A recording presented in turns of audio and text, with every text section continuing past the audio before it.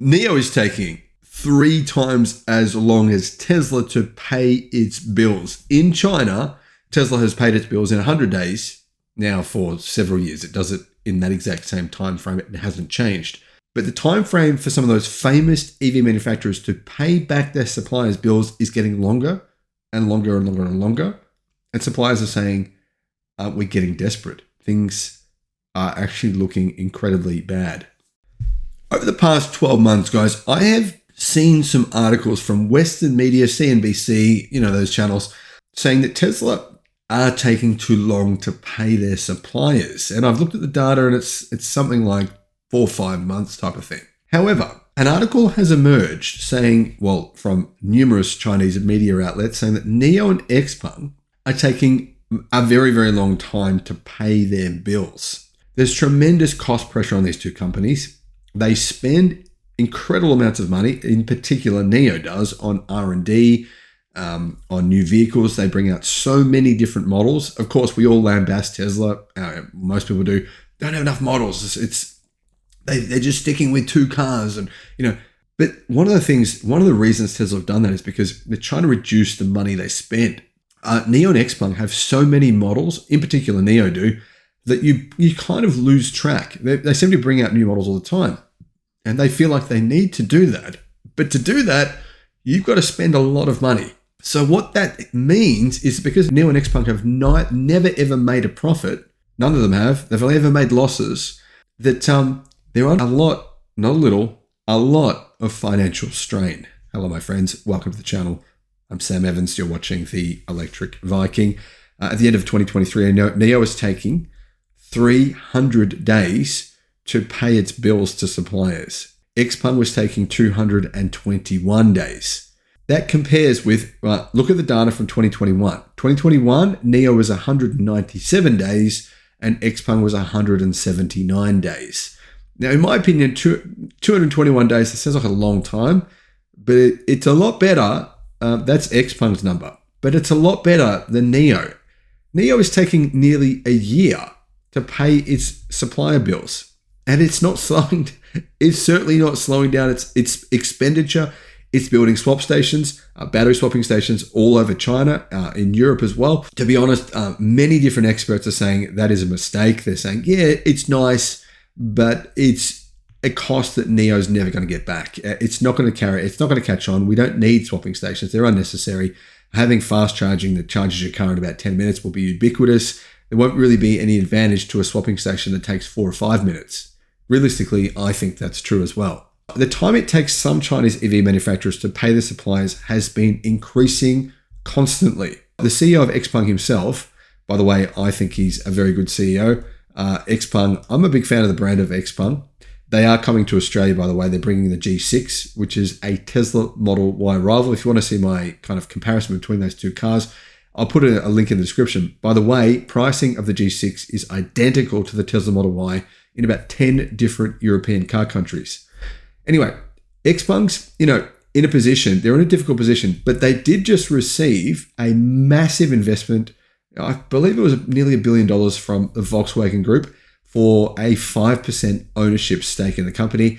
And they will be kind of sub-manufacturing a lot of Volkswagen vehicles in China for them, essentially contract manufacturing. Volkswagen are not saying that. They're just saying, it's a technology share. We're going to use their platforms. The truth is, the platform is the car, guys.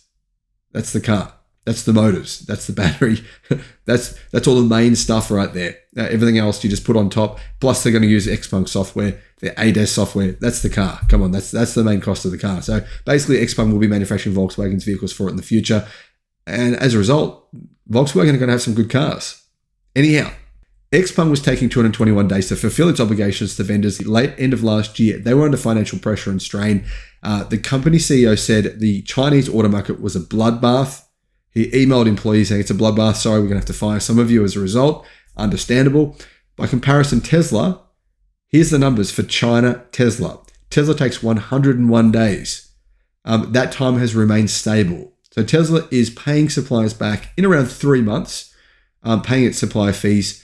That is normal. That's been Tesla's normal number. That hasn't changed now for as long as it's been in China. The extended payment cycles of NIO and Xpeng and possibly other manufacturers, including Li Auto, who have just fired 15% of their staff all across China, is a sign of the pressure automakers are facing, where economic growth remains sluggish. In fact, it's not sluggish, it's not happening this year, and consumer sentiment is subdued, the report said, adding that this is translating into reduced demand for EVs and that the once fast-growing market is now facing price wars and crunched profit margins. Now, some of that is completely false. This is just complete bullshit. I mean, is it true that EVs aren't growing in China? No, it's complete bullshit, right? This year, EV sales have risen in China by, I believe, around 40%. That's massive growth. I mean, I just saw a report today, right?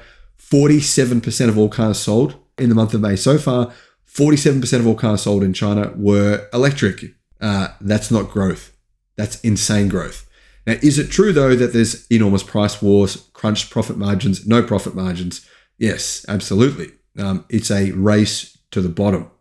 And Tesla's sick of this race to the bottom, thinks it's not going to play out, not going to work, so it's focusing on robotaxis, autonomous driving, and robotics. For manufacturers, price cuts mean less money coming in, and as a result, the money they owe their suppliers necessary for them to remain liquid is a problem.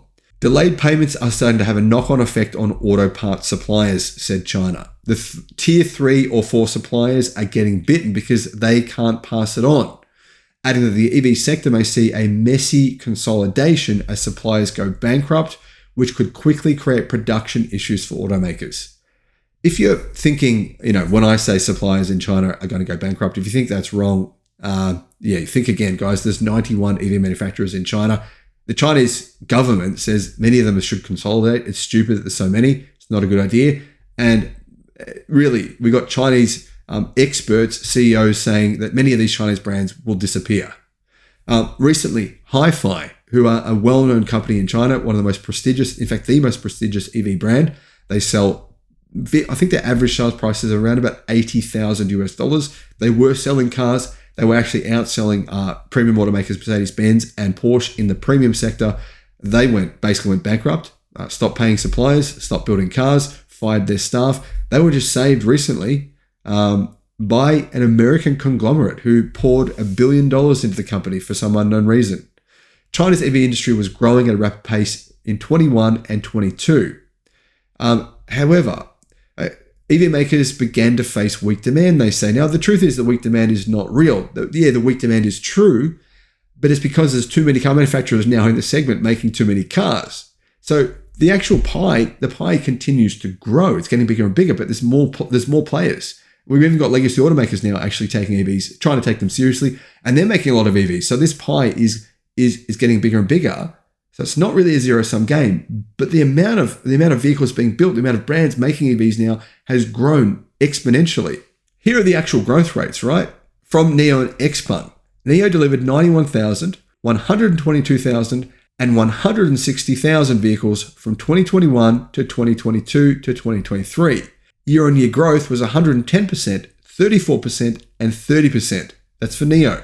So you can see NIO did grow over that period of time, but nowhere near as fast as what it thought it would.